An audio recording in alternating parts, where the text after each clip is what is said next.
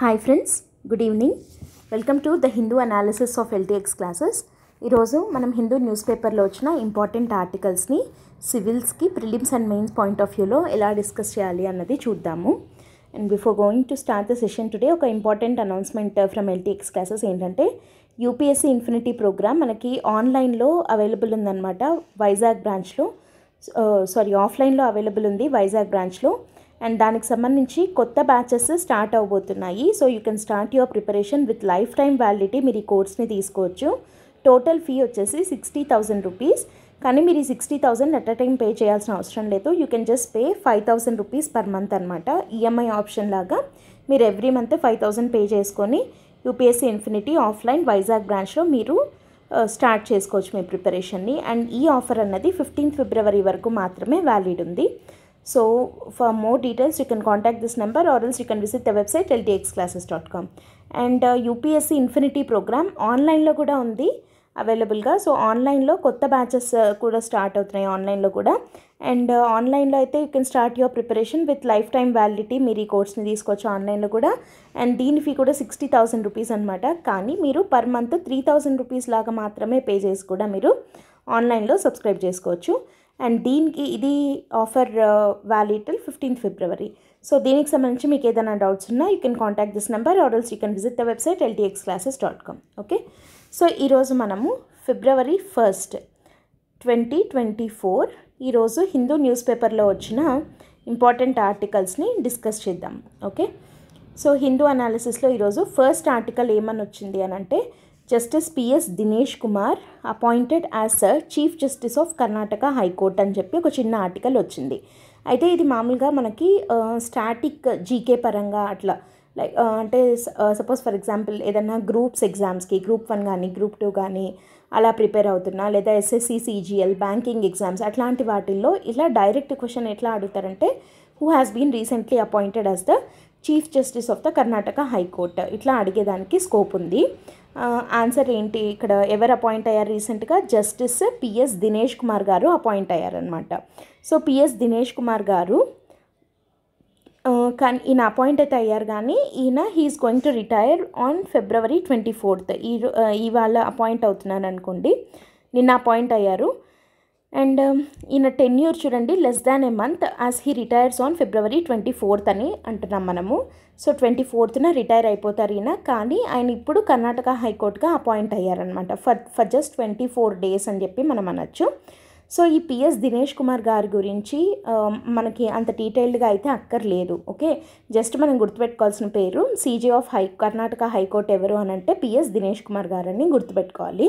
కానీ ఇదే మనము యూపీఎస్సీ పాయింట్ ఆఫ్ వ్యూలో అంటే జస్ట్ ఇది మనకి ఎందుకు చెప్తున్నామంటే, దీన్ని బేస్ చేసుకొని ప్రిలిమ్స్లో క్వశ్చన్ వస్తుందా అనేది కాదు పాయింట్. ఇక్కడ పాయింట్ ఏంటంటే, మనము ఒక హిందూ న్యూస్ పేపర్ మనం చదువుతున్నాము అని అంటే ఆర్టికల్స్ని మనము యూపీఎస్సీ పాయింట్ ఆఫ్ వ్యూలో చూడడము అంటే ఏంటి అంటే నథింగ్ బట్ ఏ ఆర్టికల్ వచ్చినా దాని వెనకల మనకి సిలబస్ తోటి దాన్ని రిలేట్ చేసుకోవాలన్నమాట మనం. ఓకే, సో సిలబస్ తోటి రిలేట్ చేసుకుంటూ వెళ్తే ఏమవుతుంది, దాని మీద క్వశ్చన్ వచ్చినా రాకపోయినా మీకు జస్ట్ రివిజన్ అవుతూ ఉంటుందన్నమాట. ఆ పర్టికులర్ టాపిక్ మీద మీకు మంచి స్ట్రెంగ్త్, మంచి గ్రిప్ అనేది వస్తుంది.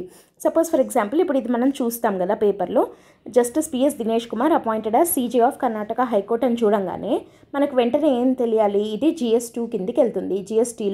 GS2లో మనకి పాలిటీ గవర్నెన్స్ అన్న టాపిక్ కిందకి వెళ్తుంది.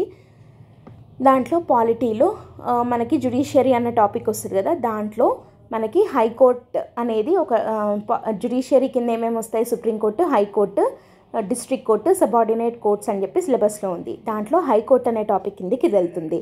మనకు వెంటనే ఏం గుర్తు రావాలి ఇక్కడ, సీజే ఆఫ్ హైకోర్టుగా ఈయన అపాయింట్ అయ్యారు అని అనగానే ఓకే, ఇప్పుడు మనకు appointment of judges of high court ఎవరు అపాయింట్ చేస్తారు, దానికి రిలేటెడ్ ఆర్టికల్స్ ఏంటి, అక్కడ కొలీజియం సిస్టమ్ అంటే ఏంటి, ఇదంతా మనకు వెంటనే మనము రీకాల్ చేసుకోవాలన్నమాట. ఒకవేళ మనకు గుర్తు రావట్లేదు అని అంటే వెంటనే మనం బుక్ తీసి దాన్ని రెఫర్ చేయాలి. సో ఇది ఏంటంటే మనము కరెంట్ అఫైర్స్ నుంచి we need to link back to the static part.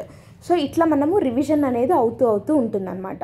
So మనం ఒక హిందూ న్యూస్ పేపర్ మనం చదువుతున్నాము అంటే జస్ట్ ఆ రోజు ఏదో న్యూస్ పేపర్లో ఉన్న న్యూస్ దాన్ని బేస్ చేసుకునే మనకి క్వశ్చన్ వస్తుంది అన్నది కాదు పాయింట్. ఇక్కడ పాయింట్ ఏంటి అంటే మనం దాని వెనకలున్న స్టాటిక్ పార్ట్ ఏంటి అన్నది లింక్ చేసుకొని మనకు వెంటనే అది గుర్తొస్తుందా లేదా. సో ఇప్పుడు ఒకసారి చదువుతాం, ఇంకా కొన్ని రోజుల తర్వాత ఎవరో ఒకరు అపాయింట్ అవుతారు. సో అప్పుడు మనకు వెంటనే గుర్తొచ్చేస్తుంది కదా, okay appointment of judges of high court అంటే దాని రిలేటెడ్ ఆర్టికల్స్ ఇవి. సో మనం ఇవన్నీ మనకి టకటక గుర్తొచ్చాయా లేదా అన్నది ఒకసారి చూసుకోవాలి, లేదా వెంటనే బుక్ తీసి రెఫర్ చేయాలి. ఓకేనా. సో స్టాటిక్ జీకే పరంగా చూస్తే జస్ట్ ఈయన పేరు గుర్తుంటే చాలు. కానీ యూపీఎస్సీ ప్రిలిమ్స్ పాయింట్ ఆఫ్ వ్యూలో చూసినట్టయితే మనకు వెంటనే దాని ఆర్టికల్స్ గుర్తు రావాలి. లేదా ఏదన్నా మనకు మెయిన్స్ పాయింట్ ఆఫ్ వ్యూలో చూస్తామనుకోండి, ఇప్పుడు దీన్ని యూపీఎస్సీ మెయిన్స్కి అయితే మనం ఎట్లా చూడాల్సి ఉంటుందంటే ఈయన గురించి క్వశ్చన్ వస్తుంది అన్నది కాదు పాయింట్. ఇక్కడ పాయింట్ ఏంటి అని అంటే, ఇక్కడ collegium system versus judicial appointments commission ఒక ఇష్యూ టజిల్ అవుతుంది కదా. సో దాని గురించి క్వశ్చన్ రావచ్చు. అప్పుడు వెంటనే దాని రిలవెంట్ పాయింట్స్ అన్నీ మన దగ్గర మినిమం నోట్స్ మన దగ్గర ఉందా లేదా అన్నది మనం ఒకసారి చూసుకోవాలన్నమాట. Okay. So that's how we need to read the Hindu news paper daily. ఓకేనా. సో ఇప్పుడు దీని రిలేటెడ్ ఆర్టికల్స్ ఏమేమి ఉన్నాయన్నది చూద్దాం. ఆర్టికల్ 217 అన్నది మనకు వెంటనే గుర్తు రావాలి. ఆర్టికల్ 217 ఏమని చెప్తుంది అని అంటే, chief justice of the high court shall be appointed by the president after consulting chief justice of India and governor of the state. Article 217 of the Indian constitution ఏమని చెప్తుంది, ఒక హైకోర్టు యొక్క చీఫ్ జస్టిస్ని ఎవరు అపాయింట్ చేస్తారు, ప్రెసిడెంట్ అపాయింట్ చేస్తాడు. After consulting, ఎవరిని consult చేసిన తర్వాత, చీఫ్ జస్టిస్ ఆఫ్ ఇండియాని and along with the concerned, అంటే ఏ స్టేట్కి అయితే ఇతన్ని సీజేగా అపాయింట్ చేస్తున్నారో ఆ స్టేట్ యొక్క గవర్నర్ని కన్సల్ట్ చేసిన తర్వాత మాత్రమే చీఫ్ జస్టిస్ ఆఫ్ హైకోర్టుగా ప్రెసిడెంట్ ఒక పర్సన్ని అపాయింట్ చేస్తారు. సో ఇప్పుడు ముర్ము గారు నన్ను పిఎస్ దినేష్ కుమార్ గారిని కర్ణాటక స్టేట్ హైకోర్టు యొక్క సీజేగా అపాయింట్ చేయడం జరిగిందనమాట. సో ఇప్పుడు ఇక్కడ మనం గుర్తుపెట్టుకోవాల్సిన, ఇక్కడ ఈ పాయింట్ చూడంగానే మనకేం గుర్తొస్తుంది, February 24th ఆయన రిటైర్ అయిపోతారు అనంటే, ఇక్కడ retirement age of high court judge ఎంత మనకి కాన్స్టిట్యూషన్ ఏమని చెప్పింది అని అంటే, CJI అంటే చీఫ్ జస్టిస్ ఆఫ్ ఇండియా అంటాం కదా, అంటే సుప్రీంకోర్టు యొక్క సీజే ఆఫ్ సుప్రీంకోర్టు అన్న CJI అన్న ఒకరే కదా. సో ఈయన యొక్క రిటైర్మెంట్ ఏజ్ వచ్చేసి 65 years, అంటే he can serve up to the age of 65 years అనమాట. కానీ whereas in case of the high courts retirement age వచ్చేసి 62 years మాత్రమే. సో అది మనకు గుర్తురావాలి. ఓకే. సో ఈయనకి 62 years కంప్లీట్ అవుతాయి కాబట్టి February 24th ఈయన రిటైర్ అవుతున్నారు. వెంటనే మనకు ఆ ఏజ్ డిఫరెన్స్ చిన్న ప్రిలిమ్స్లో మనకి చిన్న ఫ్యాక్ట్ కూడా చేంజ్ చేసి కూడా ఒక క్వశ్చన్ రావచ్చు. ఓకే, రిటైర్మెంట్ ఏజ్ 62 బదులు 65 పెట్టచ్చు. But it is 65 in case of CJI, వెరాజ్ 62 in case of CJ of high court. Not just CJ, judges of హైకోర్టుకి అయితే 62, జడ్జెస్ ఆఫ్ సుప్రీం కోర్టుకి అయితే 65 అనమాట. సో ఇది. అండ్ ఇక్కడ కన్సల్టేషన్ ప్రాసెస్ అన్నాం కదా, high court judges are recommended by a collegium consisting of CJI and other two senior most judges. So ఇది కొలీజియం సిస్టమ్ అని అంటాం కదా, 2 సీనియర్ మోస్ట్ జడ్జెస్ CJI వీళ్ళు ముగ్గురు కలిసి డిస్కస్ చేసుకొని ఫైనల్గా CJI ఒక పేరుని రికమెండ్ చేస్తే అప్పుడు president after consulting CJI and governor of the state appoints chief justice of the high court under article 217 అనమాట. ఓకేనా. సో ఇంకా ఇది మనకు ప్రిలిమ్స్ పాయింట్ ఆఫ్ వ్యూ వరకు ఇంతవరకు అయితే సరిపోతుంది. బట్ మెయిన్స్ పాయింట్ ఆఫ్ వ్యూలో మీరు చూడాల్సింది ఏంటి అని అంటే, జ్యుడిషియల్ అపాయింట్మెంట్స్ కమిషన్ వర్సెస్ ఈ కొలీజియం సిస్టమ్ మధ్య ఏదైతే ఆ టజిల్ ఉందో దాని గురించి ఒకసారి, అంటే మనకి first judges case, second judges case, third judges case అని ఉన్నాయి కదా. సో ఒకసారి యూ గో త్రూ దట్. ఓకేనా. సో అది మెయిన్స్ పాయింట్ ఆఫ్ వ్యూలో మనం చూసుకోవాల్సిందేదన్నమాట. ఓకే. సో ఇది first article, justice PS Dinesh Kumar appointed as chief justice of the Karnataka high court అన్న దాని గురించి మనం డిస్కస్ చేయడం జరిగింది. Okay. Let us move on to the second article. Second article కూడా ఒకసారి మనం చూసినట్టయితే, Champai Soren played active role in the movement for the creation of Jharkhand అని చెప్పి ఒక ఆర్టికల్ వచ్చింది. అయితే అసలు ఏంటిది, ఎందుకు ఇది ఈ ఆర్టికల్ వచ్చింది అంటే, మనం ఒకసారి చూసినట్టయితే, చంపై సోరెన్ జార్ఖండ్ ముక్తి Morcha MLA who is set to succeed Hemant Soren as the Chief Minister of the Jharkhand following the latter's resignation is known for the active part he played in the movement for the creation of the separate state of Jharkhand అని చెప్తున్నారు. అంటే ఏం జరిగింది ఇక్కడ యాక్చువల్గా మనకి Cebu Soren గారు అని చాలా ఫేమస్ కదా, ఆయన జార్ఖండ్ స్టేట్ ఫార్మేషన్లో చాలా కీ రోల్ ప్లే చేశారు. ఆ సిబు సోరెన్ గారి కొడుకు హేమంత్ సోరెన్ అనమాట, ఆయన సీఎం ఆఫ్ జార్ఖండ్ యాక్చువల్గా. కానీ ఆయన మీద ఒక ల్యాండ్ స్కామ్ జరిగింది అని చెప్పి అలిగేషన్స్ వచ్చాయి. ఎన్ఫోర్స్మెంట్ డైరెక్టరేట్ ఆయన మీద రైడ్స్ చేసిందనమాట. సో కొద్ది రోజులు ఆయన కనపడకుండా వెళ్ళారు. ఆ తర్వాత ఆయన నిన్న రీసిగ్నేషన్ ఇవ్వడం జరిగింది యాజ్ సీఎం. సో ఆయన అలిగేషన్స్ ఎదుర్కొంటున్నారు కాబట్టి ఆయన రిజైన్ చేసేసారనమాట. జార్ఖండ్ సీఎంగా రిజైన్ చేసేసారు. సో ఇప్పుడు నెక్స్ట్ సీఎం ఎవరు అవ్వాలి అని అంటే చంపై సోరెన్. ఈయన ఎవరు, ఈ జార్ఖండ్ ముక్తి మోర్చాలోని ఒక ఎమ్మెల్యేనే. ఓకేనా. సో ఇది రూలింగ్ పార్టీ. ఆ రూలింగ్ పార్టీ ఎమ్మెల్యేగా ఉన్న Champai Soren was the next candidate, next CM candidate అని చెప్పి అని వచ్చిందనమాట న్యూస్. ఎందుకు అనంటే హేమంత్ సోరెన్ రిజైన్ చేశారు కాబట్టి. ఓకే. సో ఈ చంపై సోరెన్ గురించి వచ్చింది. ఏమని వచ్చింది అని అంటే యాక్చువల్గా ఇక్కడ మనకి న్యూస్, ఇది మనకి న్యూస్ అయితే మనం దీంట్లో మనం ఎట్లా చదవాలి, it is also related to GS2 కదా. GS2కి సంబంధించింది ఇది కూడా పాలిటీలో. ఇక్కడ మనం చూడాల్సిన పాయింట్ ఏంటి అని అంటే ఇప్పుడు ఒక స్టేట్ యొక్క సీఎం రిజైన్ చేశాడు. రిజైన్ చేస్తే ఇప్పుడు దాని మీద యాక్షన్ తీసుకోవాల్సిందే ఎవరు, అసలు సీఎం ఎవరికి రిజైన్ చేస్తాడు, రిజైన్ చేస్తే ఏమవుతుంది అంటే ఇప్పుడు సీఎం రిజైన్ చేసేస్తే గవర్నమెంట్ పడిపోతుందా, నెక్స్ట్ అంటే మళ్ళీ ఎలక్షన్స్ పెట్టాలా, ఇట్లాంటివన్నీ మనకు తెలిసి ఉండాలి కదా. సో దాని రిలవెంట్ కాన్స్టిట్యూషనల్ ఆర్టికల్స్ మనకి ఏమున్నాయి అన్నది మనకు వెంటనే గుర్తురావాలన్నమాట. యాజ్ ఐ సెడ్ ఎర్లియర్, ఇప్పుడు మనకు హైకోర్టు జడ్జిగా ఆయన అపాయింట్ అయ్యారు అనగానే ఆర్టికల్ 217 ఎలా అయితే గుర్తు రావాలో సేమ్ అలాగే ఇప్పుడు ఇది చూసిన వెంటనే మనకు దీని రిలవెంట్, దీని బ్యాక్డ్రాప్లో మనం కాన్స్టిట్యూషనల్ ప్రొవిజన్స్ని మనం గుర్తు తెచ్చుకోవాలన్నమాట.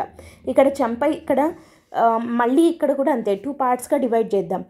ఏంటంటే ఒక స్టాటిక్ క్వశ్చన్ ఏంటి అని అంటే static in the sense GK type of question ఏంటి అని అంటే ఈ జనరల్ గ్రూప్ ఎగ్జామ్స్కి లేదా బ్యాంక్ ఎగ్జామ్స్కి వచ్చేది ఏంటి అని అంటే కొత్తగా జార్ఖండ్ సీఎంగా అపాయింట్ అవ్వబోతున్న వ్యక్తి ఎవరు, who is going to be appointed as the new CM of Jharkhand state అంటే ఆన్సర్ ఏంటంటే చంపై సోరెన్. ఎవరి ప్లేస్లో ఎవరు రిజైన్ చేస్తే ఆయన అపాయింట్ అవుతున్నారు అని అడిగితే హేమంత్ సోరెన్. కానీ మనకి సివిల్స్ పాయింట్ ఆఫ్ వ్యూలో కనుక మనం దాన్ని చూసినట్టయితే ఇక్కడ సీఎం రిజైన్ చేశాడు. ఇప్పుడు ఏం జరుగుతుంది అని అంటే సీఎం రిజైన్ చేశాడు అని అంటే దాని రిలేటెడ్ కాన్స్టిట్యూషనల్ ప్రొవిజన్స్ అసలు ఏమున్నాయి, మనం ఏమంటాము, మనది పార్లమెంటరీ ఫార్మ్ ఆఫ్ గవర్నమెంట్ అంటాం కదా. సో స్టేట్స్లో కూడా మనకి పార్లమెంటరీ ఫార్మ్ ఆఫ్ గవర్నమెంటే ఉంది. పార్లమెంటరీ ఫార్మ్ ఆఫ్ గవర్నమెంట్ అంటే ఏంటి, CM, council of ministers they sink and swim together అంటాం. అంటే వాళ్ళల్లో ఎవరైనా ఒక్కరు రిజైన్ చేసినా కానీ మొత్తం కౌన్సిల్ అంతా కూడా మునిగిపోయినట్టే అని కదా. The sink and swim together అంటే సో వాళ్ళు ఉన్నా కలిసే ఉంటారు, మునిగినా కలిసి మునుగుతారు అని. సో ఇక్కడ సీఎం రిజైన్ చేసేసాడు అంటే మొత్తం కౌన్సిల్ రద్దు అయినట్టు లెక్క, కౌన్సిల్ ఆఫ్ మినిస్టర్స్ అంతా రద్దు అయినట్టు లెక్క.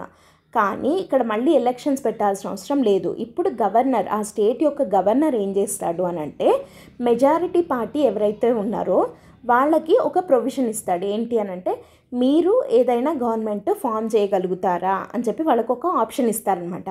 ఇప్పుడు వాళ్ళు మేము ఫామ్ చేస్తాము అని అంటే వాళ్ళకి ఆ ఛాన్స్ ఇస్తాడు టు ఫామ్ న్యూ గవర్నమెంట్. అంటే న్యూ కౌన్సిల్ ఆఫ్ మినిస్టర్స్ తోటి ఒక న్యూ సీఎం క్యాండిడేట్ లేదా మళ్ళీ అతనే అయినా రావచ్చు, కొత్త కౌన్సిల్ ఆఫ్ మినిస్టర్స్ తోటి లేదా పాత వాళ్ళనే కంటిన్యూ చేస్తూ అయినా కూడా మళ్ళీ రావచ్చు అనమాట.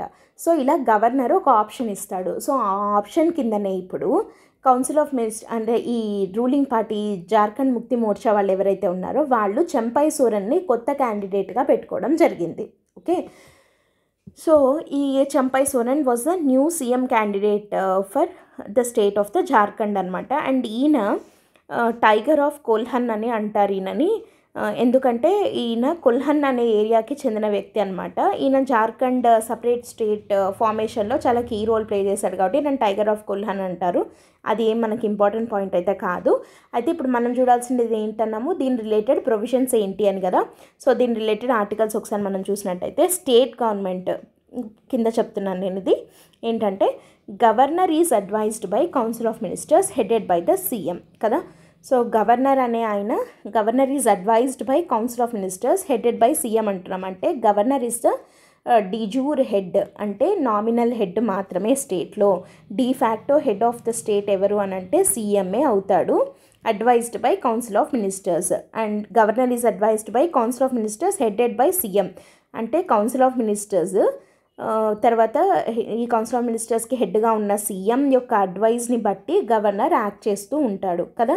అదే article number 163, very very important article.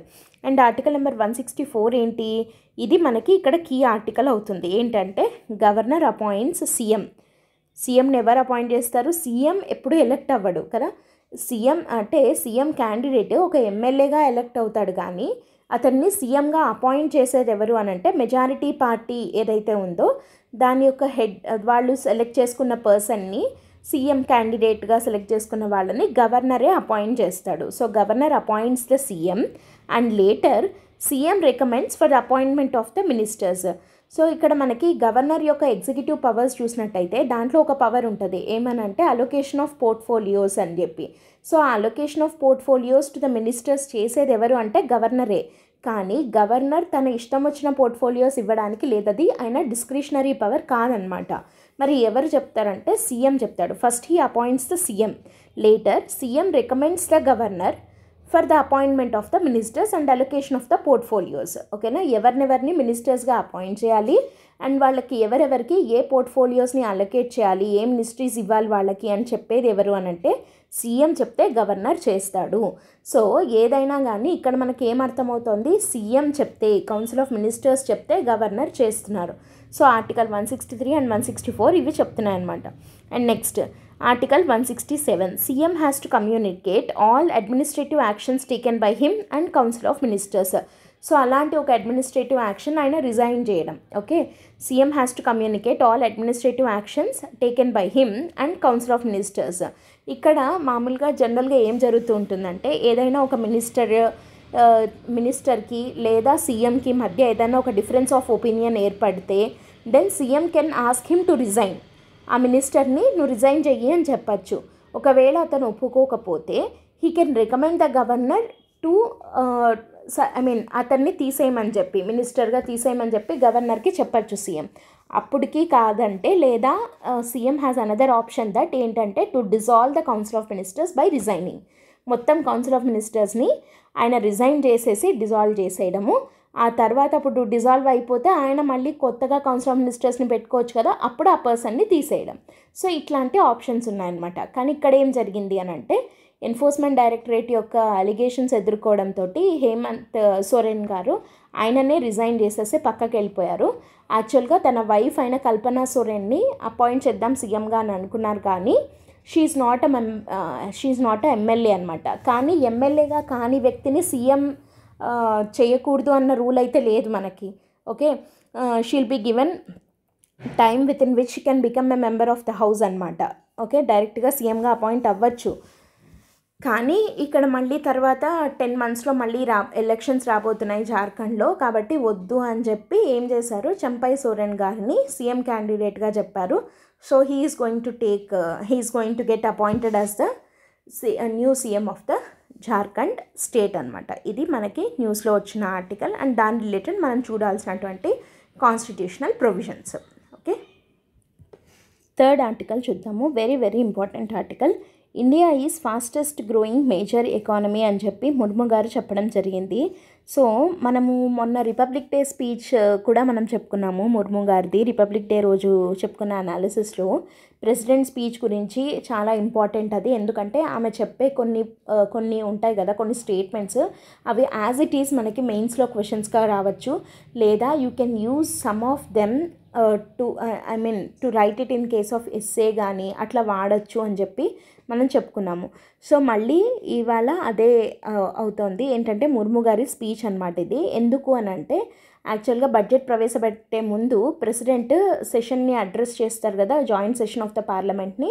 So దాంట్లో భాగంగా ప్రెసిడెంట్ ఇచ్చినటువంటి స్పీచ్ యొక్క జిస్ట్ అనమాట ఇది. అండ్ మనము ఈ ప్రెసిడెంట్ యొక్క స్పీచ్ని కొంచెం చూద్దాం ఇప్పుడు. ఓకే, సో ఇది కూడా మనకి ఎందులో వస్తుంది అని అంటే GS 2 కిందికి వస్తుంది. సో ఫస్ట్ మనం ఇదంతా చూసే ముందు దీని రిలేటెడ్ కాన్స్టిట్యూషనల్ ప్రొవిజన్ ఏముంది, మనం ఇందాక 2 ఆర్టికల్స్కి అలాగే చూసాం. సో దాని బ్యాక్డ్రాప్లో వచ్చే ఆర్టికల్ ఏంటి అన్నది మనకు వెంటనే గుర్తు రావాలి. ఫస్ట్ మళ్ళీ చెప్తున్నాను ఏంటి, CJ అపాయింట్మెంట్ ఆఫ్ హైకోర్ట్ అంటే మనకి ఏం గుర్తు రావాలి, article 217. And governor, council of ministers, chief minister related అంటే ఆర్టికల్ 163, 164 అండ్ 167. అట్లా ఇప్పుడు president addressing the joint session of the parliament అంటే మనకి ఏం గుర్తు రావాలి? Article number 87 is the article.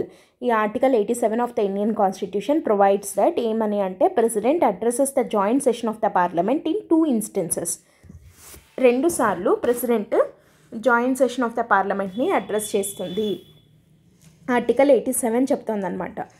ఏ 2 ఇన్స్టెన్సెస్లో అంటే ఫస్ట్ది వచ్చేసి first session after general election జరిగి కొత్త లోక్సభ ఫామ్ అవుతారు కదా, అది జరిగిన తర్వాత అంటే జనరల్ ఎలక్షన్ తర్వాత ఫ్రెష్గా లోక్సభ వస్తుంది కదా, అప్పుడు జరిగే ఫస్ట్ సెషన్ని అడ్రస్ చేస్తారు. అండ్ తర్వాత first session of each year, ప్రతి ఇయర్ జరిగే ఫస్ట్ సెషన్ని అడ్రస్ చేస్తారనమాట. సో ప్రతి ఇయర్ జరిగే ఫస్ట్ సెషన్ అంటే ఇప్పుడు 2024 వచ్చిన వెంటనే జరుగుతున్న ఫస్ట్ సెషన్నే బడ్జెట్ సెషన్ అవుతుంది. ఎవ్రీ ఇయర్ కూడా budget session first session of each year అవుతుంది కదా. సో కాబట్టి ఆ బడ్జెట్ సెషన్కి ముందు president addresses the joint session of the parliament అనమాట. సో ఇప్పుడు ఈ ఫస్ట్ సెషన్ ఇవి మామూలుగా joint session of the parliament అనేది జరిగేది ఈ 2 సందర్భాల్లో జరుగుతుంది. ఆఫ్టర్ జనరల్ ఎలక్షన్ అంటే జాయింట్ సెషన్ అంటే ఏంటి? లోక్సభ రాజ్యసభ విడివిడిగా ఉంటాయి, బట్ జాయింట్ సెషన్లో 2 కలిపి కూర్చున్న సెషన్ అనమాట. సో ఈ 2 సందర్భాలు కాక ఇంకెప్పుడు జాయింట్ సెషన్ జరగచ్చు అని అంటే according to article 108 of the constitution ఏదన్నా డెడ్ లాక్స్ ఏర్పడితే unless until it is money bills కానీ మనీ బిల్స్ పరంగా లేదా ఆర్టికల్ 368 కింద కాన్స్టిట్యూషనల్ అమెండ్మెంట్ బిల్స్ విషయంలో తప్ప మిగతా బిల్స్లో 2 హౌసెస్ మధ్య డెడ్ లాక్ ఏర్పడితే while passing that bill then joint సెషన్కి పిలవచ్చు. So president summons the joint sitting of the parliament అనమాట అండర్ ఆర్టికల్ 108. ఇవి కాక అంటే ఇలా కాకుండా మామూలుగా జాయింట్ సిట్టింగ్ ఎప్పుడు జరుగుతుంది అని అంటే first session after general election, first session after each year అనమాట. అప్పుడు ప్రెసిడెంట్ జాయింట్ సెషన్ని అడ్రస్ చేస్తారు. సో అది ఆర్టికల్ 87 కింద. ఇప్పుడు మనము ప్రెసిడెంట్ యొక్క స్పీచ్ హైలైట్స్ ఏంటి అన్నది ఒకసారి చూద్దాం. President Murmu in her maiden address, ఇక్కడ ఈ అడ్రస్ ఈ పర్టికులర్గా నిన్న జరిగిన దాని యొక్క స్పెషాలిటీ ఏంటి అంటే కొత్త పార్లమెంట్ బిల్డింగ్లో జాయింట్ సెషన్ జరగడంలో జాయింట్ సెషన్ని ఆమె అడ్రస్ చేయడం అన్నది ఇది ఫస్ట్ టైం అనమాట. So in her maiden address at the new parliament building to the joint session of the 2 houses ఈమె ఏం చెప్పారు? The vision of developed India was, ఇట్లాంటివి మనము యాజ్ ఇట్ ఈస్గా ఆన్సర్లలో యూజ్ చేయొచ్చు అనమాట. The vision of the developed India was not limited to economic prosperity and equal importance was being given to social, cultural and strategic strengths. Only economic development అనే కాదు, development అంటే economic prosperity మాత్రమే కాకుండా సోషల్గా, కల్చరల్గా and strategic స్ట్రెంగ్స్ని కూడా మనము equal importance అనేది ఇస్తున్నాము అని చెప్పారు. Without them the development and economic prosperity would not be permanent, ఎందుకంటే అవి లేకపోతే ఇవి పర్మనెంట్గా ఉండవు. అండ్ దానికి సంబంధించి లాస్ట్ డెకేడ్గా తీసుకున్న డెసిషన్స్ అన్నీ ఈ ఆబ్జెక్టివ్ని మైండ్లో పెట్టుకొని తీసుకున్నటువంటి డెసిషన్సే అని చెప్పి ముర్ము గారు చెప్పడం జరిగింది. అండ్ ఇంకేం చెప్పారు? ఇక్కడ పర్టికులర్గా అయోధ్య ధామ్ గురించి మాట్లాడారు. And joint session was convened by vice president Jagdeep Dhankhar, prime minister Modi and parliamentary affairs minister Pralhad Joshi. And ఇంకేం చెప్పారు అంటే రామ్లల్లా కాన్సెక్రేషన్ సెరమనీ గురించి మాట్లాడేది మొన్న రిపబ్లిక్ డే స్పీచ్ అప్పుడు మాట్లాడారు. అండ్ ఇవాళ కూడా నిన్న కూడా మాట్లాడడం జరిగిందనమాట. And she particularly laid stress on the heritage tourism, దీని గురించి చాలా మాట్లాడారు. We can expect a question అంటే కల్చర్ రిలేటెడ్ మనకి మెయిన్స్లో ఈ హెరిటేజ్ టూరిజంకి సంబంధించి తీసుకుంటున్న ఇనిషియేటివ్స్ కానీ అట్లాంటి క్వశ్చన్ని మనం ఎక్స్పెక్ట్ చేయొచ్చు. ఎందుకంటే రిపీటెడ్గా వీటి గురించి మాట్లాడారనమాట స్పీచ్లో. సో హెరిటేజ్ టూరిజం ఒకటి. హెరిటేజ్ టూరిజంలో భాగంగా 13 lakh డివోటీస్ అయోధ్యని విజిట్ చేశారు అని చెప్పడం జరిగిందనమాట. అండ్ ఎకానమీ పరంగా వస్తే సీరియస్ గ్లోబల్ క్రైసిస్లో అవుతున్నప్పటికీ, వరల్డ్లో డిఫరెంట్ కంట్రీస్లో క్రైసిస్ ఉన్నప్పటికీ India emerged as the fastest growing major economy అని, అండ్ గ్రోత్ రేట్ ఎంత ఉంది అంటే 7.5% for the last 2 consecutive quarters. అంటే లాస్ట్ 2 క్వార్టర్స్గా కన్సిక్యూటివ్గా మనము ఎంత గ్రోత్ రేట్ని నమోదు చేసాము ఇండియా అంటే 7.5% అని చెప్పి చెప్పింది. అండ్ మనం మ్యాక్రో ఎకనామిక్ స్టెబిలిటీని కూడా మెయింటైన్ చేస్తున్నామని చెప్పి అన్నారు. అండ్ దాంతోపాటు ఫ్రెజైల్ 5 ఎకానమీగా ఉన్న మనము టాప్ 5 ఎకానమీకి మారాము అని చెప్పారు. యాజ్ ఇట్ ఈస్గా ఇట్లాంటి స్టేట్మెంట్స్ని మనం ఆన్సర్లో పెడితే ఆన్సర్లో మంచి వాల్యూ ఎడిషన్ ఉంటుందన్నమాట. ఫ్రమ్ ఫ్రెజైల్ 5 టు టాప్ 5 అని చెప్పి ఒక సైడ్ హెడింగ్ లాగా పెట్టేసి మన ఎకనామిక్ డెవలప్మెంట్ ఎలా ఉంది అన్నది ఒక 3-4 పాయింట్స్ రాసినా కానీ మంచి స్కోర్ అనేది వస్తుంది అనమాట. అట్రాక్టివ్గా ఉంటుంది కదా ఆన్సర్, డిఫరెంట్గా ఉంటుంది. So you can score good marks అనమాట. అండ్ తర్వాత దీంట్లో భాగంగా ఈ ఎకానమీ గురించి డిస్కస్ చేస్తే ఆమె చెప్పినది చూడండి. ఇండియా ఎక్స్పోర్ట్స్ ఎంత అయ్యాయి? India's exports have increased from about $450 billion ఉన్న ఎక్స్పోర్ట్స్ $775 బిలియన్ అయ్యాయి.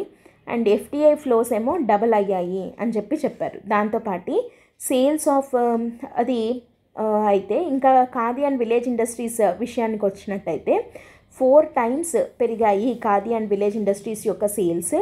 అండ్ దాంతోపాటు ఐటీఆర్స్ విషయానికి వస్తే ఒకప్పుడు ఓన్లీ 3.25 crores మంది మాత్రమే ఐటీఆర్స్ని ఫైల్ చేసేవాళ్ళు. And now that increase to 8.25 crore అని చెప్పడం జరిగింది. అండ్ దాంతోపాటు మన ఫోరెక్స్ రిజర్వ్స్ ఎంత అయ్యాయి? $600 బిలియన్ చేరాయి ఫోరెక్స్ రిజర్వ్స్.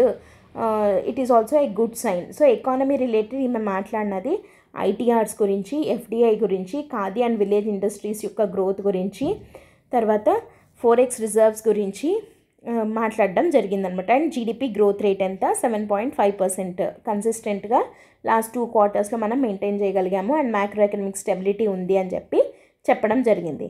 అండ్ ఫార్మింగ్ అనేది ఇంకా ప్రాఫిటబుల్ అయ్యేలాగా మనం ఏం చేస్తున్నాము అన్నది చెప్పారు. దాంతోపాటు పిఎం కిసాన్ సమ్మాన్ నిధి గురించి చెప్పడం జరిగింది. అండ్ దాంతోపాటు ఫసల్ బీమా యోజన, పిఎం కిసాన్ సమ్మాన్ నిధి ఇవన్నీ కూడా ఫార్మర్స్కి హెల్ప్ అయ్యేలాగా తీసుకున్నటువంటి ఇనిషియేటివ్స్ అని డిస్కస్ చేయడం జరిగిందనమాట. సో ఇప్పుడు మనము ఇది ముర్ము గారి స్పీచ్కి సంబంధించి కొన్ని ఇంపార్టెంట్ పాయింట్స్ ఆమె ఏమేమి డిస్కస్ చేశారు అన్నది చూద్దాము. ఇవి కాక ఓకే. అండ్ ఇక్కడ ఒకసారి మనం చూసినట్టయితే ఇక్కడ సెంగోల్ అని ఉంది కదా, it was introduced in the parade welcoming Draupadi Murmu to the parliament అనమాట. ఈమెన్ పార్లమెంట్లోకి జాయింట్ సెషన్లోకి తీసుకొని వచ్చేటప్పుడు ఈ సెంగోల్ తోటి తీసుకొని రావడం జరిగిందనమాట.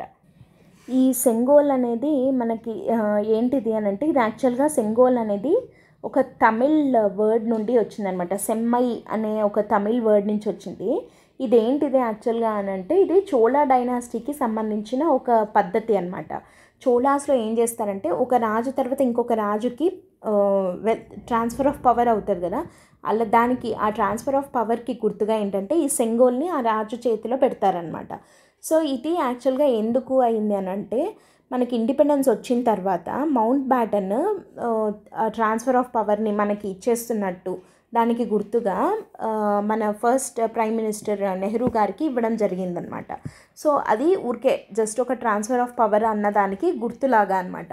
సో అట్లాంటి సెంగోల్ అన్నది మనకి ఈ సెంట్రల్ విస్టా ప్రాజెక్ట్ వచ్చింది కదా, అది తీసుకొని వచ్చిన తర్వాత మళ్ళీ ఈ సెంగోల్ని తెచ్చి అక్కడ పెట్టాలి అన్న దాంతో అది న్యూస్లోకి వచ్చింది అప్పుడు మనకి.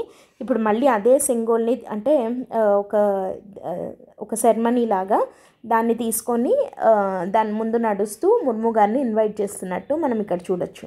ఓకే, సో అదొక పాయింట్. అండ్ నెక్స్ట్ ఇప్పుడు మనం ముర్ము గారి స్పీచ్ యొక్క హైలైట్స్ని చూద్దాము.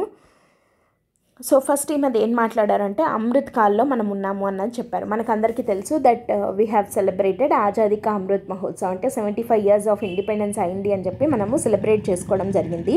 అండ్ 2047కి మనం 100th year ఆఫ్ ఇండిపెండెన్స్ని సెలబ్రేట్ చేసుకుంటాం. అంటే ఈ 25 years టైం ఏదైతే ఉందో మనకి రాబోయే 25 ఏళ్ళు 2047కి మనము వికసిత్ భారత్ని అచీవ్ చేయాలి, అంటే డెవలప్డ్ ఇండియాని మనం అచీవ్ చేయాలి అని అంటే ఈ 25 years టైము మనకి అమృత్ కాలం లాంటిది. సో అమృత్ కాల్లో మనము చేయాల్సిన పనుల ద్వారా మనము వికసిత్ భారత్ని సాధించవచ్చు అని ముర్ము గారు చెప్పారు. సో ఆ వికసిత్ భారత్ ఎలా ఉండాలి అంటే ఇండియా సెల్ఫ్ రిలయంట్ అవ్వాలి. ఓకే, దేని మీద? డిపెండ్ అవ్వకూడదు, ఆత్మనిర్భరత అని అంటున్నాం కదా, అదేది సెల్ఫ్ రిలయంట్. అండ్ పావర్టీ ఉండని ఇండియా కావాలి. అండ్ మిడిల్ క్లాస్ ప్రాస్పరస్గా ఉండాలి. And youth and women power at four front, ముందుండి నడిపే వాళ్ళు యూత్ ఉమెన్ అయి ఉండాలి. ఉమెన్ అండ్ యూత్ పవర్ అన్నది ఫోర్ ఫ్రంట్ ఆఫ్ ద డెవలప్మెంట్లో ఉండాలి. అండ్ అన్షేకబుల్ యూనిటీ ఉండాలి. మనము మోడీ గారు ఎప్పుడు చెప్పేది ఏంటి, ఏక్ భారత్ శ్రేష్ఠ భారత్ అంటారు కదా. So unity and integrity of the nation అన్నది చాలా ఇంపార్టెంట్. సో అలాంటి వికసిత్ భారత్ కావాలి అని అంటే ఈ 25 yearsని అమృత్ కాల్ అని చెప్పి, అండ్ ఆ అమృత్ కాల్లో ఎలాంటివి చేయాలి అన్నట్టు చెప్పడం జరిగిందనమాట. Next, India is emerging as a provider of solutions for the issues faced by the world. ఒకప్పుడు మనకి ఏదైనా ఇష్యూ వస్తే మనం సొల్యూషన్ కోసం వేరే కంట్రీస్ వైపు చూసేవాళ్ళము. అలాంటిది ఇప్పుడు మనమే ప్రపంచానికి సొల్యూషన్స్ ఇచ్చే స్టేజ్కి ఎదుగుతున్నాము. For example international solar alliance కానివ్వండి, ఇట్లా గ్రీన్ ఎనర్జీ పరంగా, తర్వాత పీస్, ఇట్లాంటివి as a solution to the conflicts అన్నది మనం ఎట్లా చెప్తున్నాము. యోగా కానీ, so whatever it may be, we are becoming the solution providers to the world now అని చెప్పి చెప్తున్నారు. అండ్ తర్వాత మోడర్న్ ఇన్ఫ్రాస్ట్రక్చర్ మనం చాలా డెవలప్ చేసుకున్నాము అని చెప్పి చెప్పడం జరిగింది. ఇక్కడ మనం గుర్తుపెట్టుకోవాల్సిన పాయింట్ ఏంటి అంటే, ప్రెసిడెంట్ స్పీచ్ అనేది ఎలా ఉంటుంది అని అంటే, ఇన్నేళ్లుగా గవర్నమెంట్ తీసుకొని వచ్చినటువంటి లైక్ వాళ్ళ స్కీమ్స్ కానీ, వాళ్ళు తీసుకొని వచ్చినటువంటి డెవలప్మెంట్ యాక్టివిటీస్ గురించి కానీ డిస్కస్ చేస్తూ నెక్స్ట్ ఏం చేయాలి అన్నది చెప్తారనమాట. సో ఇక్కడ మోరోవర్ మనకి ఏమవుతుంది, ఈ స్పీచ్ని మనం చదవడం ద్వారా మనకి ఎలా హెల్ప్ అవుతుంది అని అంటే, ఇంపార్టెంట్ స్కీమ్స్ అన్నీ ఒక రౌండప్ అవుతుంది. అండ్ అది మనము ఎగ్జామ్లో ఎంత స్ట్రక్చర్డ్గా, ఎంత నీట్గా రాయొచ్చు అన్నది మనకి తెలుస్తుంది అనమాట. ఓకే. అండ్ ఇక్కడ ఇంకా ఏమని చెప్తున్నారు, ఇండియాస్ డిజిటల్ నెట్వర్క్ అనేది now inspiration even for the developed countries. మనం డిజిటల్ ఇండియాగా ఎలా ఎదుగుతున్నాము అన్నది డెవలప్డ్ కంట్రీస్కి కూడా మనం ఒక ఇన్స్పిరేషన్గా నిలుస్తున్నాము అని చెప్పి చెప్తున్నారు. తర్వాత from fragile 5 we have become top 5 economies in the world. దాని కింద మనం ఏమేం పాయింట్స్ రాయాలి అన్నది మనం ఆల్రెడీ పైన చెప్పుకున్నాం కదా. ఏంటంటే ఒకటి వచ్చేసి 7.5% జీడిపి గ్రోత్ నమోదైంది. అండ్ తర్వాత మనము ఏం చేసాము, ఎక్స్పోర్ట్స్ $450 billion ఉన్నవి $775 billion అయ్యాయి. అండ్ తర్వాత ఎఫ్డిఐస్ వచ్చేసి డబల్ అయ్యాయి, ఇది థర్డ్ పాయింట్. అండ్ తర్వాత ఖాదీ అండ్ విలేజ్ ఇండస్ట్రీస్ యొక్క sales more than 4 times increase అయ్యాయి. అండ్ అది ఒకటి. And next, number of people filing income tax returns increased from 3.25 crore to 8.25 crores. And next 6th వచ్చేసి 4x reserves has become ఎంతకు చేరాయి, 4x reserves $600 billion చేరుకున్నాయి. So ఇవన్నీ economy కింద మనం రాయగలిగే పాయింట్స్. సో మనము ఆల్రెడీ మనం లాస్ట్ హిందూ అనాలిసిస్లో కూడా చెప్పుకోవడం జరిగింది, ఏదన్నా ఒకటి చదువుతున్నామంటే మనం స్పెల్ట్ అప్రోచ్లో చదవాలన్నమాట. అంటే ఇక్కడ ఈ అంటే చాలా వస్తాయి. ఇక్కడ మనకి ఎస్ అంటే సోషియో కల్చరల్, పి అంటే పొలిటికల్, ఈ అంటే ఎకనామికల్, ఎన్విరాన్మెంటల్, ఎథికల్, ఎల్ అంటే law and order, and T అంటే టెక్నాలజికల్. సో ఇవి angles that you need to cover in case of ఎస్సేలో కానీ, లేదా మనము జిఎస్ ఆన్సర్లో అయినా కూడా కవర్ చేయొచ్చు, బట్ చాలా లెందీ అవుతుంది. మనం ఎస్సేలో అయితే ఈ అప్రోచ్ ఫాలో అయ్యామనుకోండి మల్టీ డైమెన్షనల్గా ఉంటుందన్నమాట. ఇక్కడ మనం చూసినట్టయితే ఇప్పుడు మనం ఎకానమీ పరంగా అంటే సైడ్ హెడ్డింగ్స్ మనం క్లియర్గా ఒక ఫ్లో ఉంటుందన్నమాట. చదివే వాళ్ళకి ఎస్సే బోరింగ్గా అనిపించకుండా, అండ్ అక్కడొకటి ఇక్కడొకటి గుర్తొచ్చిన పాయింట్స్ మనం రాసినట్టు కాకుండా ఒక నీట్గా ఒక స్ట్రక్చర్డ్ వేలో ఉంటుందన్నమాట. ఏంటంటే ఫస్ట్ సోషియో కల్చరల్ డెవలప్మెంట్ ఇండియాలో ఏం జరుగుతూ వచ్చింది అన్నది రాస్తాం. సోషియో కల్చరల్ డెవలప్మెంట్ అంటే ఉమెన్ పరంగా ఏం చేశారు, చిల్డ్రన్ పరంగా ఏం చేశారు, ఎస్సీస్, ఎస్టీస్, బీసీస్ పరంగా ఏం చేశారు, బ్యాక్వర్డ్ క్లాసెస్ పరంగా ఏం డెవలప్మెంట్ జరిగింది. తర్వాత పావర్టీ, తర్వాత ఇదంతా సోషల్ కిందికి వస్తుంది అనుకోండి. తర్వాత పొలిటికల్ అంటే మనకి ఏమేమి వస్తుంది, కొన్ని లాస్, లెజిస్లేషన్స్ ఇట్లాంటివి ఏం తీసుకొని వచ్చారు అన్నది ఇక్కడ గవర్నెన్స్ పరంగా తీసుకొని వచ్చినటువంటి ఇనిషియేటివ్స్, గుడ్ గవర్నెన్స్ కోసం తీసుకొని వచ్చిన ఇనిషియేటివ్స్ అన్నీ పాలిటీ అండ్ గవర్నెన్స్ కింద మనం రాయొచ్చు. అండ్ ఎకనామికల్ పరంగా ఎకనామిక్ డెవలప్మెంట్ అంటే ఇప్పుడు మనం నీట్గా ఇందాక పెట్టుకున్నట్టు ఒక 4-5-6 పాయింట్స్ వచ్చాయి మనకి, అది ఎకనామిక్ డెవలప్మెంట్ కింద ఇది చెప్తే సరిపోతుంది. ఎన్విరాన్మెంట్ పరంగా ఏం తీసుకొని వచ్చారు, తర్వాత ఎథికల్గా మనము ఎలా డెవలప్ అవుతూ వచ్చాము అంటే humanitarian AIDS to the other countries ఎట్లా చేస్తున్నాము అలాంటివి రాయొచ్చు. అండ్ లా అండ్ ఆర్డర్ పరంగా మనం ఏం చేస్తున్నాం, టెక్నాలజికల్ డెవలప్మెంట్, ఇక్కడ you can write about space ఇండస్ట్రీలో మన డెవలప్మెంట్స్ కానీ, డిఫెన్స్ పరంగా మన డెవలప్మెంట్స్ కానీ, తర్వాత ఈ డిజిటల్ ఇండియా, తర్వాత 6G అలయన్స్ అని చెప్పి ఇట్లాంటివి చాలా, భారత్ 6G అలయన్స్ అని ఇట్లాంటివి ఉన్నాయి కదా, ఈ డెవలప్మెంట్స్ అన్నీ ఇక్కడ రాసేయచ్చు. సో సింపుల్గా చూస్తే మనం మొత్తం కవర్ అవుతుందన్నమాట. అండ్ ఈ వికసిత్ భారత్ అన్నది థీమ్ ఇప్పుడు చాలా ఎక్కువగా మనం వింటున్నాం కాబట్టి ప్రతి ఒక్క స్పీచెస్లో కానీ, ప్రైమ్ మినిస్టర్ మాట్లాడినా, ప్రెసిడెంట్ మాట్లాడినా, ఎవరు మాట్లాడినా they are talking about Viksit Bharat. So we can expect essay, అంటే డైరెక్ట్గా వికసిత్ భారత్ అన్నది రాకపోయినా కానీ మనం దాని రిలేటెడ్గా ఏదన్నా వచ్చినా కానీ మనము ఈ యాంగిల్స్ని, అంటే ఇది దానికి వికసిత్ భారత్ కనే కాదు, నాట్ జస్ట్ ఫర్ దిస్, మీరు ఏ టాపిక్ తీసుకున్నా ఈ స్పెల్ట్ అప్రోచ్ ఫాలో అయినట్టయితే మల్టీ డైమెన్షనల్ ఎస్సేని మనం రాయొచ్చు అనమాట. అండ్ ఇప్పుడు మనము ఎకానమీ రిలేటెడ్ ఏమేమి ఉన్నాయని చెప్పాం కదా. నెక్స్ట్ ఇంకేం చెప్పారంటే స్టేబుల్ గవర్నమెంట్, ఏబుల్ లీడర్షిప్ ఉండడం వల్ల ఇవన్నీ సాధ్యమవుతున్నాయి అని చెప్పారు. తర్వాత ట్రాన్స్ఫార్మింగ్ పాలసీస్ అండ్ స్ట్రాటజీస్ అని చెప్పి ఏమేమి పాలసీస్ అండ్ స్ట్రాటజీస్, ఏమేమి అంత ట్రాన్స్ఫార్మింగ్గా ఏం చేశారు అన్నది ఇక్కడ చూస్తే, befitting response to misadventures from LOC and LAC, మనకి line of control, line of actual control, China border, Pakistan బార్డర్స్లో మిస్అడ్వెంచర్స్ అంటే వాళ్ళు ఏదన్నా కొంచెం అటు ఇటుగా చేస్తున్నా కానీ మనం వాళ్ళకి బీఫిట్టింగ్ రెస్పాన్స్, మంచి సమాధానం అయితే తిరిగి చెప్తున్నాము. తర్వాత సర్జికల్ స్ట్రైక్స్ చేయడము, తర్వాత అబ్రగేషన్ ఆఫ్ ఆర్టికల్ 370, ట్రిపుల్ తలాక్, ఇవన్నీ కూడా మనకి ట్రాన్స్ఫార్మింగ్ పాలసీస్ కింద చెప్తున్నటువంటి ఎగ్జాంపుల్స్, ముర్ము గారు చెప్పిన ఎగ్జాంపుల్స్ అనమాట. కొన్ని ట్రాన్స్ఫార్మింగ్ పాలసీస్ లేదా స్ట్రాటజీస్ ఏం తీసుకున్నాము అంటే ఇవి తీసుకోవడం జరిగింది. అండ్ నెక్స్ట్ కరప్షన్ని కంట్రోల్ చేయడానికి అని చెప్పి బినామీ ప్రాపర్టీ యాక్ట్ని తీసుకొని రావడం జరిగింది. అండ్ ఎఫ్ఈఓ అంటే ఫిజిటివ్ ఎకనామిక్ అఫెండర్స్ అంటాం కదా, సో దాన్ని తీసుకొని వచ్చారు. అండ్ గవర్నమెంట్ ఈ మార్కెట్ ప్లేస్ ద్వారా టెండర్స్లో కూడా మనకి ట్రాన్స్పరెన్సీ ఉండేలాగా చూసుకోవడము. సో ఇట్లాంటివి చేయడం వల్ల కరప్షన్ అన్నది కంట్రోల్ చేయగలుగుతున్నాము అన్నది చెప్తున్నారు. తర్వాత ఇంకా చూడండి చాలా స్కీమ్స్ వస్తాయి ఇక్కడ నుంచి మనకి. Jam Trinity, Jan Dhan Aadhaar mobile Trinity, తర్వాత వన్ నేషన్ వన్ రేషన్, తర్వాత ఆల్మోస్ట్ 300 స్కీమ్స్కి డైరెక్ట్ బెనిఫిట్ ట్రాన్స్ఫర్స్ ద్వారా 300 స్కీమ్స్కి చేయడం ద్వారా 27 lakh crores మనము ఏమాత్రం కరప్షన్కి లేకుండా డైరెక్ట్గా వాళ్ళ అకౌంట్స్లోకి చేరేలాగా చేయగలిగాము. అదొకటి. తర్వాత ఆయుష్మాన్ భారత్ యోజన, ఇది చాలా ఇంపార్టెంట్ స్కీమ్ మనకి. ఆయుష్మాన్ భారత్ యోజన కింద ఆల్మోస్ట్ 50 crore పీపుల్కి ఫ్రీ ట్రీట్మెంట్ అందింది. అండ్ 9,000 ఇది జన ఔషధి కేంద్రాస్ని పెట్టారు కదా, సో దీని ద్వారా మనకి డిస్కౌంటెడ్ ప్రైజెస్కి మెడిసిన్స్ రావడము ఇట్లాంటివి జరుగుతున్నాయి అని చెప్పి తెలుస్తుంది. తర్వాత జల్ జీవన్ మిషన్ కింద ఏంటి, పైప్డ్ వాటర్ సప్లై కదా, సో 3.25 crores మందికి మాత్రమే పైప్డ్ వాటర్ సప్లై ఉండేది, ట్యాప్ వాటర్ సప్లై అనమాట. కానీ అది ఇప్పుడు ఎంతకు పెరిగింది, 11 crore పీపుల్కి పెరిగింది because of this Jal Jeevan mission. Okay. And next Pradhan Mantri Awas Yojana కింద పక్కా హౌసెస్ని మోర్ దాన్ 3.5 crore పీపుల్కి కన్స్ట్రక్ట్ చేయడం జరిగింది. అండ్ ఇంకా టార్గెట్ అయితే అచీవ్ చేయాల్సి ఉంది దాంట్లో. తర్వాత ప్రధాన్ మంత్రి గరీబ్ కళ్యాణ్ అన్న యోజన కింద మనకి కోవిడ్ పాండమిక్ వచ్చినప్పుడు స్టార్ట్ అయింది. ఇది 3.5 lakh crore పీపుల్కి ఫ్రీ ఫుడ్ గ్రెయిన్స్ని ఇవ్వడం జరిగిందనమాట. తర్వాత పిఎం స్వనిధి స్కీమ్ అంటే ఏంటంటే స్ట్రీట్ వెండార్స్కి, ఎస్వి అంటే స్ట్రీట్ వెండార్స్కి అనమాట.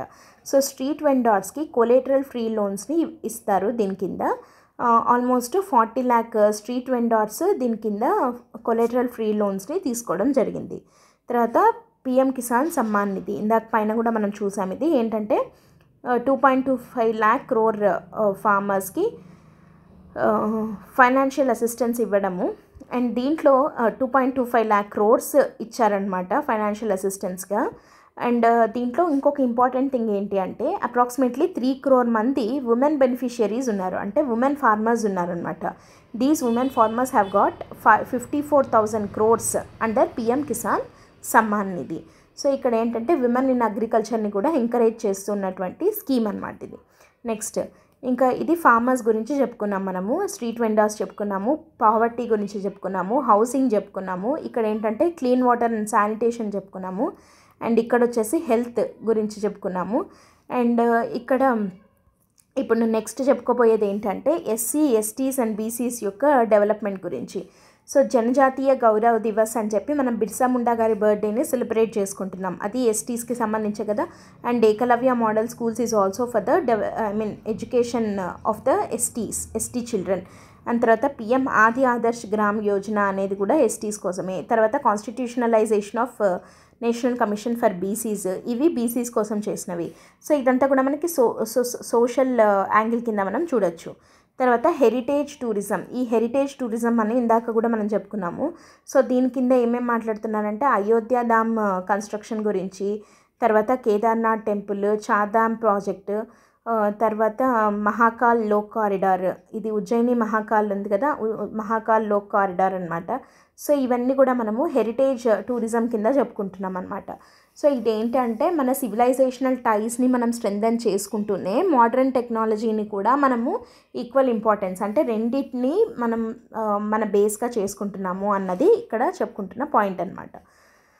తర్వాత India as a space power develop అవుతుంది. With the launch of its first private శాటిలైట్ని లాంచ్ చేయడం కానీ, చంద్రయాన్ 3 కానీ, soft landing on the south pole of the moon, తర్వాత గగన్యాన్ వైపుగా అడుగులేస్తున్నాము. Aditya L1 was successful and Shukrayaan mission you're planning. ఇవంతా కూడా మనకి ఇండియా స్పేస్ పవర్గా ఎదుగుతోంది అనడానికి ఒక నిదర్శనంగా మనం చెప్పచ్చు. తర్వాత ఏక్ భారత్ శ్రేష్ఠ భారత్ కింద కాశీ తమిళ సంఘం జరుగుతుంది. తర్వాత వన్ నేషన్ వన్ రేషన్, ఇవంతా కూడా ఏక్ భారత్ శ్రేష్ఠ భారత్ కిందనే కదా. అంటే మొత్తం స్టేట్స్ అంతా ఒకటే అని కలిసి ఉన్నాము, యూనిటీని చెప్తున్నాయన్నమాట ఇది. అండ్ తర్వాత ZBNF మిల్లెట్స్ ఎంత ఇంపార్టెంటో, నానో యూరియా అన్నదాన్ని కూడా మనం డెవలప్ చేసుకుంటూ ఫార్మర్స్కి హెల్ప్ అయ్యేలాగా, ఫార్మర్స్ యొక్క ప్రొడక్టివిటీని పెంచేలాగా, అగ్రికల్చర్ని మళ్ళీ రివైవ్ చేసేలాగా ఉన్నాయి. అండ్ దాంతోపాటు ఫార్మర్ ప్రొడ్యూసర్స్ ఆర్గనైజేషన్స్ని మళ్ళీ స్ట్రెంథెన్ చేస్తున్నాము అని చెప్పి ప్రెసిడెంట్ యొక్క స్పీచ్లో ఉన్నటువంటి ఇంపార్టెంట్ పాయింట్స్ అన్నమాట ఇవన్నీ కూడా. సో ఇక్కడ ఆమె చెప్పిన ఒక పాయింట్ ఏమని ఉంటుంది అంటే అయం నిజ పరోవేష్టి గణన లఘుచేతసాం అని చెప్పి ఒక స్టేట్మెంట్ చెప్పారనమాట. అయం నిజ పరోవేష్టి గణన లఘుచేతసాం అంటే అర్థం ఏంటి అని అంటే అంతా నేనే, అంటే నేనే గ్రేట్ అని అనుకోవడము చాలా చిన్నవాళ్ళు ఆలోచించే మాట. ఓకే, మరి ఏంటి దాని నెక్స్ట్ లైన్ ఏంటి అనేది మనం యాక్చువల్గా ఎప్పుడు వినేది లాస్ట్ లైన్ వింటూ ఉంటాం, దాని ముందు లైన్ అనమాట ఇది. ఏంటంటే ఉదార చరితానాంతు వసుదైవ కుటుంబకం. మనం ఎప్పుడు వినేది ఏంటి, G20 థీమ్ కానీ ఏదైనా కానీ వసుదైవ కుటుంబకం అంటాం, అంటే the entire world is one family అని.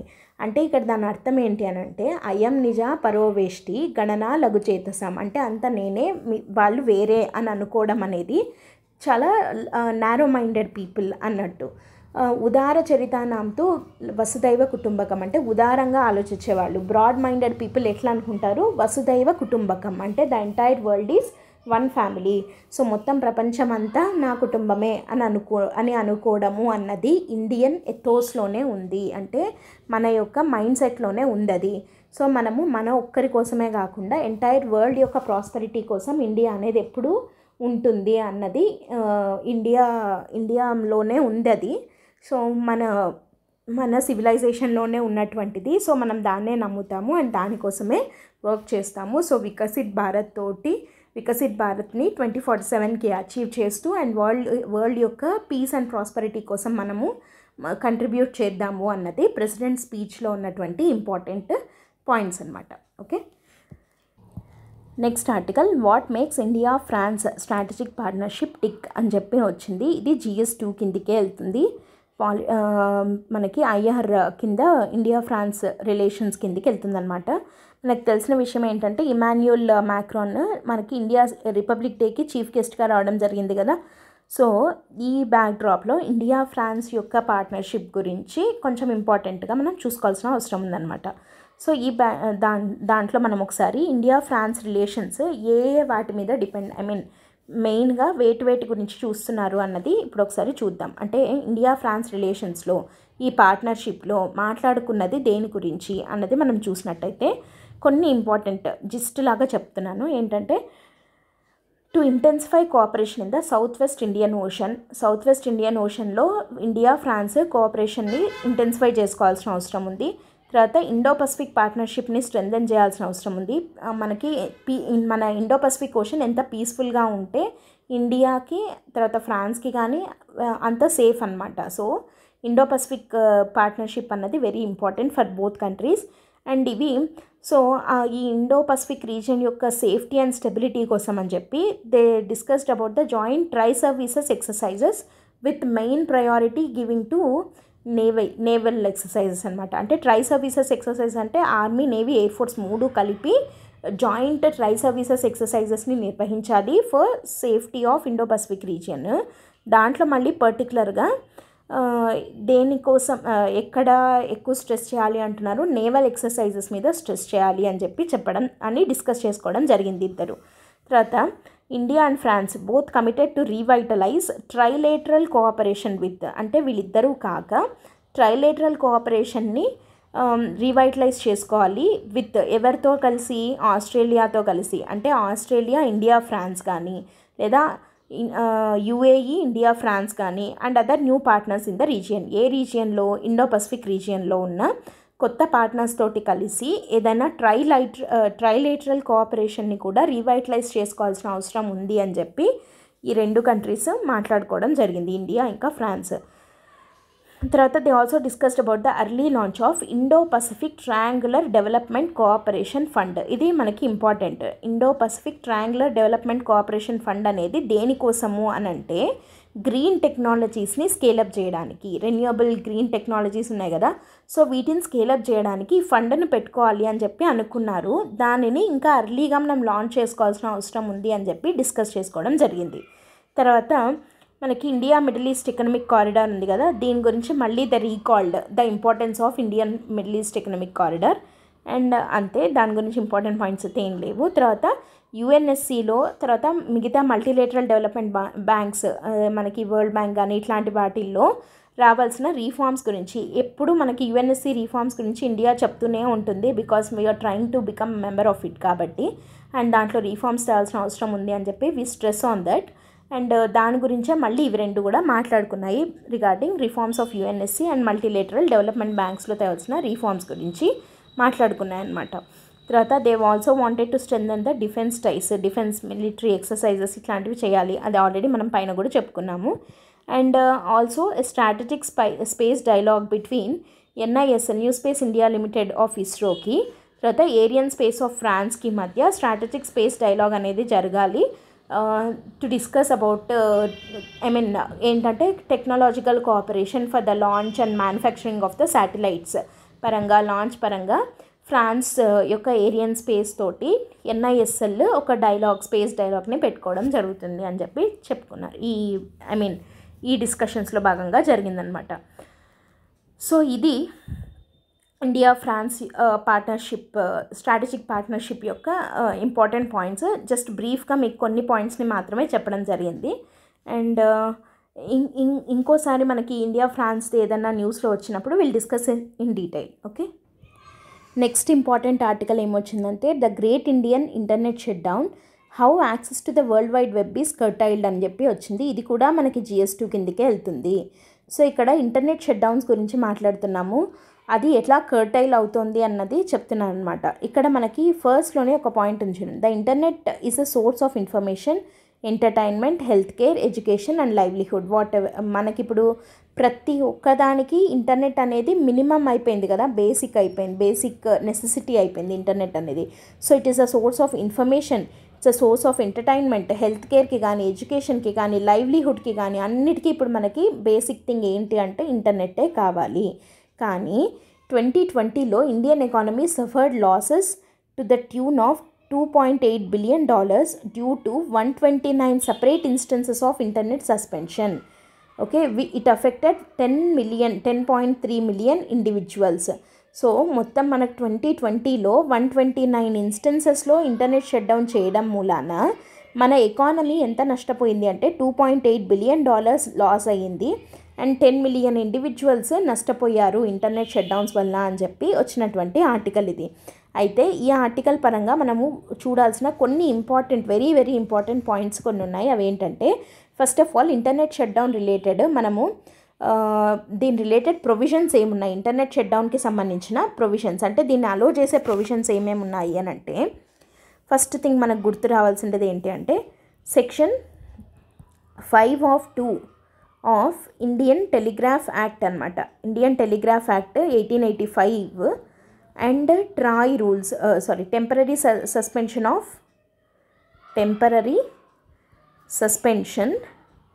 Of telecom services rules 2017. ఈ రెండు allows for internet shut down. అంటే it allows union or the state home secretary to order the suspension of the telegraph service అనమాట.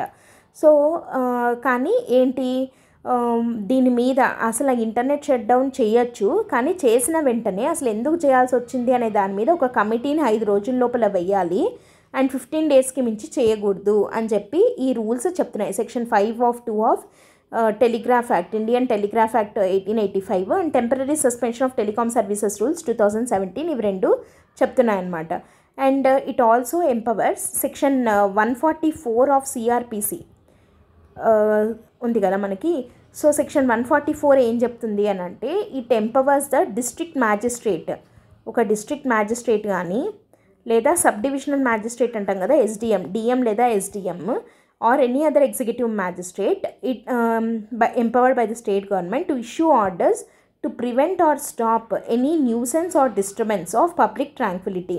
అంటే ఈయన ఒక district magistrate cadre లేదా sub divisional magistrate cadre ఉన్నటువంటి ఒక వ్యక్తిని ఒక పర్టికులర్ ఏరియాలో ఒక పర్టికులర్ టైం పీరియడ్కి గాను ఏదైనా పబ్లిక్కి నష్టం జరుగుతుంది, పీస్ అండ్ ట్రాంక్విలిటీ దెబ్బతింటుంది అని అనుకుంటే ఇంటర్నెట్ షట్ డౌన్ చేయడానికి ఆథరైజ్ చేస్తూ సెక్షన్ 144 చెప్తుందనమాట. ఓకే, సో సెక్షన్ 144 పెట్టారు అంటాం కదా, సో దాని కింద హీ కెన్ ఆర్డర్ దట్ అనమాట, he or she can order. అయితే ఇప్పుడు ఈ ఇంటర్నెట్ షట్ డౌన్ పెట్టడానికి ఇవి ప్రొవిజన్స్ ఉన్నాయి. అయితే ఇవి వైలేషన్ ఆఫ్ ఫండమెంటల్ రైట్స్కి కారణమవుతుంది అని అంటాం. ఏం ఫండమెంటల్ రైట్స్ వైలేట్ అవుతున్నాయి అంటే మనకి article 19 of 1 of A and article 19 of 1 of G, ఈ రెండు ఫండమెంటల్ రైట్స్ మనకి వైలేట్ అవుతాయి. Article 19 of 1 of A 1 of G violate అవుతాయి అంటే అని చెప్పి మనకి, అంటే freedom of speech and expression కింద కదా వస్తాయి ఇవి. సో ఇవి రెండు వైలేట్ అవుతాయి అని చెప్పి మనకి సుప్రీంకోర్టు ఏ కేసులో చెప్పింది అన్నది మనకి ఈ ఆర్టికల్లో కూడా వచ్చింది. That is Anuradha Bhasin versus union of India case 2020లో ఈ కేస్ యొక్క వర్డిక్ట్లో మనకి సుప్రీంకోర్టు ఏమని చెప్పింది అని అంటే, freedom of speech and expression and freedom to practise any profession over the medium of internet, ఇవి రెండు మనకు article freedom of speech and expression 19 of 1 of A కింద and freedom to practise any profession over the medium of internet అన్నది 19 of 1 of G కింద ఉన్నాయి. ఇవి రెండు violate అవుతున్నాయి because of internet shut downs.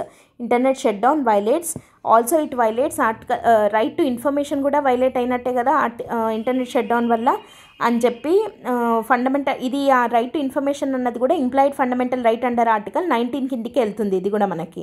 So ఇవన్నీ వైలేట్ అవుతాయి అని చెప్పి మనకి Anuradha Bhasin versus union of India case 2020లో చెప్పడం జరిగింది. ఓకే, అండ్ మనకి ఇంకా ఏంటి అని అంటే,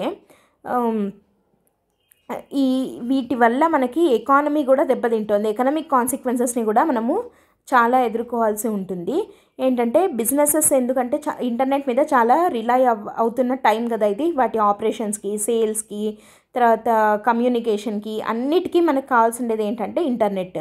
సో వీటన్నిటి వల్ల చాలా ఫైనాన్షియల్ లాసెస్ని ఫేస్ చేయాల్సిన పరిస్థితి ఏర్పడుతోంది అని చెప్పి చెప్పడం జరిగింది. అండ్ ఇక్కడ మనకి 2020ది మనం పైన ఫ్యాక్ట్ చూసాము, కానీ ఇంకొక అప్డేటెడ్ లేటెస్ట్ ఫ్యాక్ట్ ఏంటి అని అంటే, India has lost around 2091 crores in just 2091 crores in just first half of 2023 first హాఫ్లో మాత్రమే because of internet shut downs India has lost 2091 crores అనమాట. ఓకే, సో ఇంత సీరియస్ ఎకనామిక్ కాన్సిక్వెన్సెస్ని మనము ఎదుర్కోవాల్సి వస్తుంది because of this internet shut downs అని చెప్పి తెలుస్తుంది. తర్వాత డిస్ట్రప్షన్ ఆఫ్ హెల్త్ కేర్ ఏర్పడుతుంది కదా, ఎందుకంటే ఇప్పుడు హెల్త్ కేర్కి కూడా అర్జెంట్ మెడికల్ కేర్ కావాలన్నా, ఏదన్నా ఎసెన్షియల్ మెడిసిన్స్ని డెలివరీ చేయాలన్నా, వేటికైనా కానీ ఇప్పుడు మనకి ఇంటర్నెట్ అనేది బేసిక్ థింగ్ అయిపోయింది కదా. ఇక్కడ మనము సో ఇది ఎకనామిక్గా కానీ తర్వాత హెల్త్ పరంగా కానీ చాలా డిస్ట్రప్షన్స్కి గురి చేస్తుంది ఇంటర్నెట్ షట్ డౌన్స్ అని అంటున్నాం. అంటే ఇండియాలో అంత ఎక్కువగా ఇంటర్నెట్ షట్ డౌన్స్ అవుతున్నాయా అని అంటే అవును. ఎంత అంటే India has the most internet shut downs in the world. In the first half of 2023లో ఎంత నష్టపోయామన్నాం కదా. సో టోటల్గా మనము India accounted for 58% of all shut downs in the world. అంటే of all shut downs in the world అంటే మొత్తం ప్రపంచంలో ఎన్ని షట్ డౌన్స్ అయితే అయ్యాయో అందులో 58% మనకి ఒక ఇండియాలోనే అయ్యాయి. So this makes India the internet shut down capital of the world. అందుకని ఏమని అంటారంటే we became infamous as internet shut down క్యాపిటల్గా ఇండియాని పిలుస్తున్నారు. క్రిటిసైజ్ చేసే పరిస్థితిని మనం ఎదుర్కోవాల్సి వస్తుంది అని చెప్పి చెప్తున్నారనమాట. ఓకేనా. సో ఇప్పుడు ఈ ఇంటర్నెట్ షట్ డౌన్స్ వల్ల ఏం జరిగింది అన్నది ఇక్కడ మనం ఒకసారి చూసినట్టయితే ఇక్కడ చూడండి. ఇక్కడ మనము ఇవి పాత ఫ్యాక్ట్స్, సో ఇవి అక్కర్లేదు, మనం ఇందాక చూసుకున్నది చూద్దాము. ఇక్కడ ఏమను అంటున్నారు అనంటే ఇట్ ఎరోడ్స్ ద ట్రస్ట్. చూడండి, the internet is a necessity in this day and age and restrictions without publicly disclosed reasons created trust deficit. అంతే కదా, ఇప్పుడు ప్రజల్లో మనం రీజన్స్ డిస్క్లోజ్ చేయకుండా, అంటే నేను పలానా కారణం వల్ల ఇంటర్నెట్ షట్ డౌన్ చేయాల్సి వచ్చింది అన్నది చెప్పకుండా ఇంటర్నెట్ షట్ డౌన్స్ చేసేస్తే ఏమవుతుంది, ట్రస్ట్ డెఫిసిట్ అనేది ఏర్పడుతుంది. జనాలు నమ్మకాన్ని కోల్పోతారనమాట. సో ఆ ట్రస్ట్ డెఫిసిట్ అనేది రాకూడదు. It erodes the trust among the public అనమాట. అండ్ తర్వాత suspension rules 2017 to limit internet suspension orders to a maximum of 15 days. However, the amendment did not include an obligation on the government to publish the orders, nor did it include the Supreme Court's direction to undertake periodic review of these orders. అంటే 15 డేస్కి మించి పెట్టకూడదు internet సస్పెన్షన్ని. And కానీ దాంట్లో government అట్లాంటి orders ఎందుకు పెట్టింది అని పబ్లిష్ చేయాలి అన్న రూలు లేదు, లేదా సుప్రీంకోర్టు యొక్క డైరెక్షన్. సుప్రీంకోర్టు ఏమని చెప్పింది, ఆర్డర్స్ని పీరియాడికల్గా రివ్యూ చేయాలి అని చెప్పింది, అది కూడా అందులో ఇంక్లూడ్ చేయలేదు. అండ్ తర్వాత దీని యొక్క వైడ్ రేంజింగ్ ఇంపాక్ట్ ఎంత ఉంటుంది అంటే ఇండియన్ ఎకానమీ సఫర్ $2.8 బిలియన్ అన్నాం కదా. సో ఇది పాత ఫ్యాక్ట్. ఇక్కడ ఇందాక మనం చెప్పుకున్న అప్డేటెడ్ ఫ్యాక్ట్ని పెట్టచ్చు అక్కడ. Okay, so in this place you can update the fact. ఇందాక చెప్పుకున్నాను 2091 crores లాస్ అయ్యాము అన్నాం కదా. సో ఆ ఫ్యాక్ట్ని చెప్పుకోవచ్చు మనం. తర్వాత internet restrictions are often justified on the ground that they are limited to mobile data services. ఇక్కడ గవర్నమెంట్ ఎప్పుడు జస్టిఫై చేసేది ఏంటి అని అంటే ఓన్లీ మొబైల్ డేటా సర్వీసెస్కి మాత్రమే రెస్ట్రిక్షన్స్ పెడుతున్నాము అని. కానీ ఇక్కడ మనం చూడాల్సిన ఫ్యాక్ట్ ఏంటి అని అంటే according to telecom regulatory authority of India Troy యొక్క రిపోర్ట్ ప్రకారము మొత్తము mobile data users constituted 97.02% of the total internet users అయితే 3% మాత్రమే బ్రాడ్బ్యాండ్ ఇంటర్నెట్ని యూజ్ చేస్తున్నారు అని. అంటే 97% మంది మొబైల్ డేటాని యూజ్ చేసే ఇంటర్నెట్ని వాడుతుంటే ఓన్లీ 3% మంది మాత్రమే బ్రాడ్బ్యాండ్ని యూజ్ చేస్తున్నారు. మరి అలాంటప్పుడు మొబైల్ డేటా వాళ్ళ మీదనే మాత్రమే కదా రెస్ట్రిక్షన్స్ పెట్టాము అని చెప్పడము జస్టిఫై చేసినట్టు అవుతుందా? ఎందుకంటే 97% మీద రెస్ట్రిక్షన్స్ పెట్టినట్టే, ఓన్లీ 3% మాత్రమే ఫ్రీ ఉన్నట్టు. So it cannot be justified on that ground. And next, so ఇక్కడ ఏమని అంటున్నామంటే ఫైనల్గా more faithful compliance with the supreme court guidelines on the part of the executive government is needed to get rid of ourselves of the tag internet shut down capital of the world and fulfil the digital India's potential. మనం digital India 5G 6G అని ఇంత చెప్పుకుంటున్నాము, కానీ internet shut downs అన్నది ఒక మచ్చలాగా మన మీద ఉండిపోతుంది. Internet shut down capital of the world అని మనకున్న పేరు అన్నది మంచిది కాదు. సో కాబట్టి దాన్ని పోగొట్టుకోవాలి అని అంటే మనం ఏం చేయాలి, it undermines the democracy and accountability. కాబట్టి ఈ ఇంటర్నెట్ షట్ డౌన్స్ అన్నది ఎక్సెప్షనల్ సిచ్యువేషన్స్లో తప్ప అవి ఎందుకు పెట్టాల్సి వచ్చింది అన్నది పబ్లిక్గా ఆర్డర్స్ని డిస్క్లోజ్ చేయాల్సిన అవసరం ఉంది. ట్రాన్స్పరెన్సీని మెయింటైన్ చేయాలి, డ్యూ ప్రాసెస్ని ఫాలో అవ్వాలి, దాని మీద జ్యుడిషియల్ ఓవర్సైట్ అనేది ఉండాలి అని చెప్పి చెప్తున్నాం అన్నమాట. సో ఇది ఈ ఇండియన్ ఇంటర్నెట్ షట్ డౌన్ అన్నది డెమోక్రసీని లేదా ఎకానమీని మిగతా వాటిని ఎలా అఫెక్ట్ చేస్తుంది అన్నట్టు ఈ ఆర్టికల్ రావడం జరిగింది. Okay, so these are the important articles today in the Hindu news paper. Most of the articles అయితే మనం కవర్ చేసుకున్నాము. అండ్ ఇవి మనం prelims and mains point of వ్యూలో డిస్కస్ చేయడం జరిగింది కదా. సో అండ్ ఇవి వాళ్ళు వచ్చిన ఆర్టికల్స్. మనం ఏదైనా సరే అగైన్ ఐఎమ్ టెల్లింగ్ దట్ ఆ ఆర్టికల్ వెనకలు ఉన్నటువంటి సివిల్స్కి పనికొచ్చే పాయింట్స్ ఏమున్నాయి, దాని వెనకాల ఉన్న కాన్స్టిట్యూషనల్ ప్రొవిజన్స్ కానీ లేదా ఏదైనా ఫ్యాక్ట్స్ కానీ అట్లాంటివి మనం నోట్స్ మేక్ చేసుకొని అది మనం ఆన్సర్స్లో పెట్టగలిగితే ఆన్సర్స్కి మంచి వాల్యూ అడిషన్ వస్తుందన్నమాట.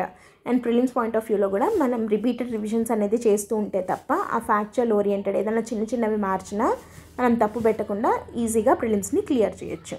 ఓకే, సో ఇది ఇవాళ Hindu analysis. And before going to end the session today once again I'm reminding you that UPSC infinity program offline అయితే విశాఖపట్నంలో అండ్ ఆన్లైన్ బ్యాచెస్ కూడా కొత్తవి స్టార్ట్ అవుతున్నాయి. With a fee of 60,000 rupees lifetime validity తోటి మీకు ఈ courses ఇవ్వడం జరుగుతుంది.